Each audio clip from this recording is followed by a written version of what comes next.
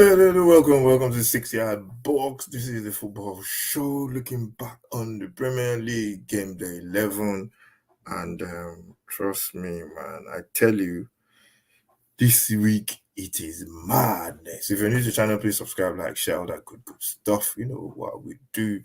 Gonna be back again with some more watch alongs in the week. The Champions League, we don't know which game we'll be doing. But hopefully we should be able to do a game in the Champions League. Europa League, don't know, but we'll see what we do. Then we're back over the Premier League over the weekend, and we go Tottenham as the channel, our game, our team on this channel. We're going to be doing Tottenham on Saturday, then we pick up any other good games over the weekend. Cool. Okay, so let's get into it. Fulham taking on Manchester United. This one, Manchester came into this game. They just have to win, get the victory. And there was a lot of pressure on them. But you know they have the quality, Fulham played well as well. Fulham had a couple of chances. I saw some of the game. And, just a case of getting that first goal. Once you get that first goal, then you give yourself a lot of chance to push on. And it was a good win for Manchester. I think they scored in extra time, and the goal was from Bruno Fernandes. It was just a shot. We just placed it with a lot of people, a lot of bodies in front of the keeper. I couldn't see it until it was late. And the United grabbed the win, which they needed. And then we go on to Brentford and West Ham. West Ham took the lead, playing really well, scoring.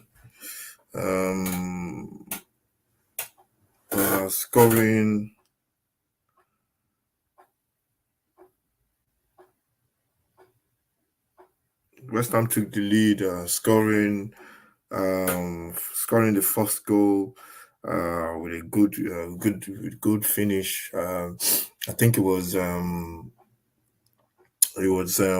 Jarrod Bowen that scored the goal. And so from then on, it was a case of just how they're going to manage the game. I thought what do you call it? I thought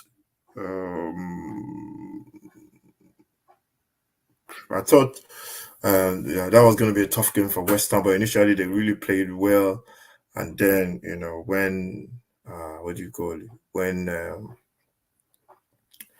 when Brentford started playing, Brentford are a very good team. The way they play their football, they dominate the possession, they keep you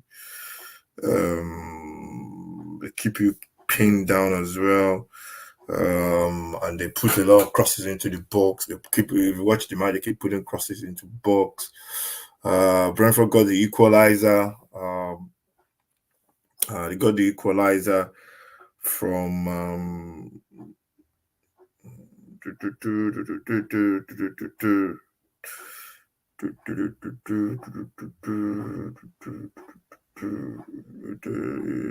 Brentford got the wing. I think it was Witter. I'm not sure if it was Witter who got the equalizer. No, actually, it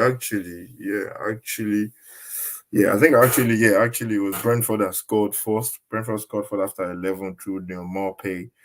And then West Ham got the equalizer after 90 minutes to Mohamed Kudus.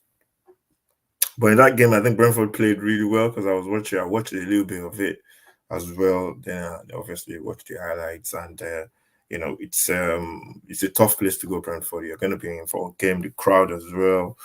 And as soon as they got that equalizer, you can see the momentum shifting a little bit. Brentford were getting a little bit more, confident. They were pushing people forward. But West Ham got another goal to Jarrod Bowen. Beautiful goal. He seems to be scoring. I think he scored in 6 games now in Premier League. I think that's a record or something.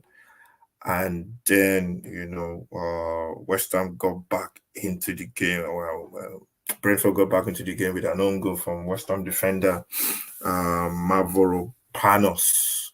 I'm not even going to try and pronounce that again, but it used to be at Arsenal, I think. But you just see West Ham, you just see Brentford just pouring forward, the crosses flying into the box. They got big, big defenders in there. And then that's when they got their goal from the far post through Collins with a big header from the far post. And yeah, they got that goal. And yeah, from then on, 3-2 Brentford truly deserved it the way they fought back and got themselves the victory. Man City, Bournemouth, this one was 6-1. Bournemouth just smashed City up, to be honest. Sorry, City just smashed Bournemouth up. We knew this was going to happen eventually, and it was just a case of how many City were going to score. Got a couple of goals there. I think um,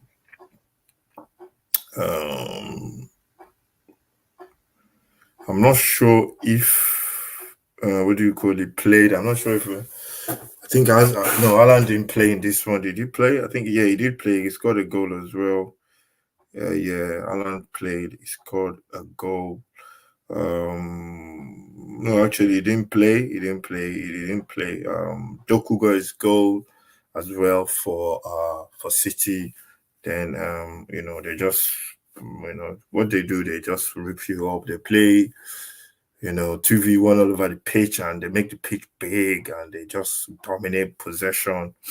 And you're struggling against City. To be honest, and Bournemouth were expected to lose that, so I don't think anybody will be surprised about that. And then we go on to Sheffield United Wolves. This one, Sheffield United got a penalty in the last minute. That was converted beautifully as well by their captain, and I think they rode their luck because I think Wolves had a couple of chances as well. Penalty, we've seen this given so many times, and as something I don't support at all. Seen it so many times. For me, it's not when the defender can't see the player coming in. For me, it's not a penalty, and I always say that for me, it's not a penalty. When the defender, you're trying to clear the ball and somebody comes in and stick their leg in, it's not a penalty for me. So yeah. Then we go on to Everton, Brighton. This one ended 1-1. This ended 1-1. And I think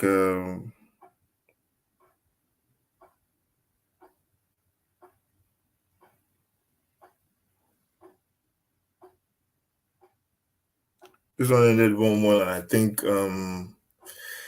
think it was a case of it was a case of you know I was a case of can Everton repeat what they did last season, and to be honest, they did exactly the same thing. Although they scored first, scored their goal, scored first, and then Brighton struggled to actually get back into this game. Although they created a lot of chances, but it's what do you call it? It's what you have to do against Brighton. You have to play. You're gonna get chances because they play 1v1 at the back. They give you a lot, give you a lot of chances. But you just have to you have to make sure you're taking your chances when you get it. And Everton Everton scored first, and Brighton, I think they scored their goal through Ashley Young own goal. And this one, I think Brighton, I expect Brighton to win, so Brighton will look at this as points dropped. And yeah, Everton will look at it as maybe scoring first, they should have gone on to win, but at least they will look at it as points dropped on their part as well. Then Crystal Palace, Burnley, the class, Palace going into this with a lot of injuries. I think Eze came in to play. Burnley, same old story. They got to start winning games, man. We've talked about them, the way they play, the manager's philosophy. But you're playing with big boys now. You have to start winning games. And for me, I think they're going down. Palace, good victory for Palace. Good 3 points. We got Newcastle, Arsenal. We did a watch along for that. Controversy refereeing decision as well. For me, I think the ball had gone out. To be honest, from my view of it, I think the ball had gone out. But you know, I think VAR has made the game even more, more controversial. We thought VAR was going to come in and help the referees, but now we ended up talking about the game even more now than when we had referees in control. But it was for me. I think the ball had gone out. In terms of the offside or free kick, I'm not sure because Joel Linton actually jumped and it looked like Gabriel was leaning forward already, stretching for the ball. So I don't know, but Arsenal, Chelsea got their Newcastle got their goal, and Arsenal they didn't really do too much in the second half to get anything from that game. We go to Forest, Villa, Nottingham Forest. This one was a shock. I saw this one was a shock. Forest played really well. Villa just didn't click for some reason. I think they just a bad day at the office. They just couldn't get their goal. They were not clinical enough. And Forest just played really well. Winnie as a striker just hold up and feed people in, and they got their goal. Forest, and they did deserve. I think they deserve the victory. I know with a beautiful goal from outside the box, was placing into the bottom corner, and then Mangala with the second goal as well to give Forest a 2-0 victory. And that was a surprise result because I thought Villa were good form and I thought they were going to win. Then we go on to Luton versus Liverpool. This one was a shocking result as well.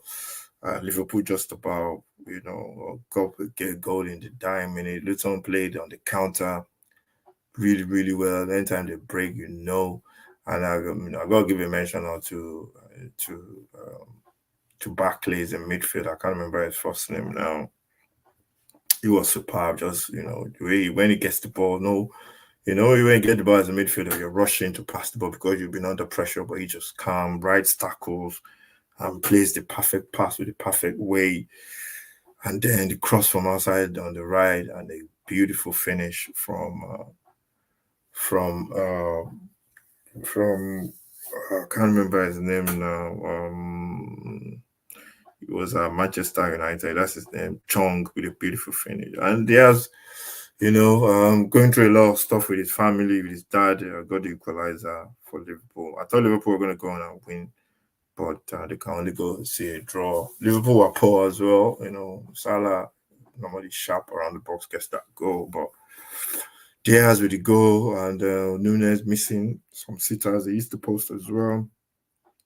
And yeah, that was the Sunday game. Then we go on to the Monday game, Madness Monday. I think that's what we should call it, Madness Monday. It was just calamity, to be honest. Tottenham started the game really well, put Chelsea under a lot of pressure, scored a goal, could have scored another one through Sonny. I don't know what happened, they just lost their composure. The same thing happened at the Bridge when we played them at the Bridge a couple of years back under Pochettino. I think that's what Tottenham players have to learn. It's one thing the crowd going crazy and shouting, but you as a player on the pitch, you have to, the thing is, I just had the feeling if Tottenham had kept their composure, Chelsea were coming into the game. If Tottenham had kept their composure, just try and defend properly. Don't do anything rash. And even when Chelsea equalized, God finished, they could have still got back into this game. But they lost their head. For me, the injury is the key thing. I think Tottenham, key injury to a player that affects the way that dictates the way Tottenham play, and that was a big, big injury for Tottenham. Van der Ven, hopefully he'll be back soon. Romero, he could have been sent off. He got himself another one. Hopefully we'll calm down a little bit. I'm still expecting him to be sent off, but at least he should give us a couple more games, maybe 10, 20 games before he gets sent off again. But I think you just have to learn. And the Doji sliding into that tackle after being given a yellow card as well. I think it's just a situation where because he's missed a couple of games, comes back into this one, and he's a bit, he's a bit he's I'm gonna put it, he's lacking in that bit of sharpness, and he didn't need to go in for the tackle. Chelsea got hat trick. Jackson with a hat trick. I'm still not convinced about Chelsea. I still think they're yeah, they don't have that cutting edge up front. Tottenham basically just let them win for one. In my opinion, the manager played the way he wants his team to play. He's the manager, so I guess we have to back him as Tottenham fans. And we'll see what happens with all these injuries for Tottenham. But yeah, we move on, and people can come up and talk. Chelsea fans saying, "Oh, you don't know Chelsea fans," doing some social media rubbish, and they're all going, "Oh, same old Tottenham." Come on, man. You played against 9 men, played against 9 men with loads of injuries, and you still didn't score your goals until the extra time. We'll see what happens against Manchester City on next week, and then you can come out and have the same energy. But I'm just not worried about Tottenham. I'm really proud. Can't wait till the manager gets the windows to get the players that he wants, and it's gonna be interesting. Very, very bright future for Tottenham. Thank you very much for watching. This is the football show, EPL Premier League review, looking at game day week 11. Tottenham lose the unbeaten run and got injuries as well. So it's not been a good week for Tottenham. But we will, as a Tottenham fan, we'll ride this through and we'll bounce back. That's definitely. Thank you for watching. Make sure you subscribe to the channel. I want to get to 100 subscribers for Christmas. Really, really happy if you can get us there. Please subscribe, and we'll see you soon. Watch out for the podcast. That will be dropping this week. Definitely episode 1, series 2 of the Footy Mad podcast. That will be dropping this week, inshallah. I'll be dropping on Friday, and we'll definitely, dropping that one. So look out for all our other stuff. Thank you for watching. Stay safe. God bless. And I'll see you next time.